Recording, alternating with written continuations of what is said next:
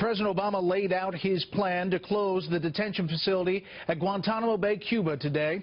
The four-point plan would fulfill his campaign promise to shutter the detention center, but could also relocate some of the remaining 91 detainees to the U.S. And that idea is already facing stiff resistance on Capitol Hill, which already passed legislation banning any effort to move detainees to the U.S. Correspondent Kevin Corke reports from the White House tonight on whether the president's last push to close Guantanamo before he leaves office can gain any traction. Today, just as in 2009, President Obama is calling for the closure of the prison at Guantanamo Bay. The day's appeal coming 7 years after signing an executive order to shut down the facility he said undermined national security and American values. This is about closing a chapter in our history. It reflects the lessons that we've learned since 9/11. Lessons that need to guide our nation going forward. But just how to go forward remains the source of a fierce ongoing debate. Even as the White House delivered its plan to Congress to close the facility, the president acknowledged the brewing storm of opposition. I am very clear-eyed about the hurdles to finally closing Guantanamo.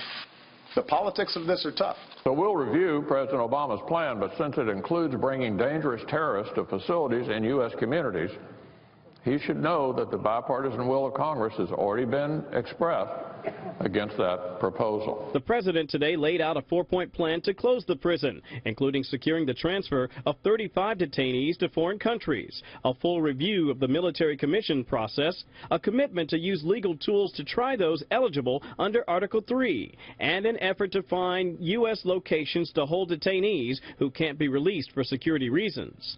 Among the 13 undisclosed sites said to be under consideration, Supermax Prison in Colorado, which has never had an escapee and houses several terrorists, including the so-called underwear bomber, shoe bomber, and 9/11 co-conspirator Zacarias Moussaoui. One of the things you do when you're at war is to capture and hold the enemy as enemy combatants. And again, I come back to the point, if we do that, where do we put them? Arizona Senator John McCain previously offered to work with the president to close the prison, but called today's plan lacking, saying in a statement, quote, "What we received today is a vague menu of options, not a credible plan for closing Guantanamo, let alone a coherent policy to deal with future terrorist detainees." Still, the ongoing fight hasn't stopped the administration from slowly emptying the prison, the detainee population dwindling from 245 when the president took office to fewer than 100 today, a number the White House says could fall to just a few dozen by year's end. And Brett, as you can well imagine, the Gitmo story was a pretty big one on the 2016 campaign trail today, with Marco Rubio, Ted Cruz, and even Donald Trump weighing in, all of the men saying that they would keep open that facility, with Trump ultimately adding, "We'd like to load it up with some bad dudes." Brett?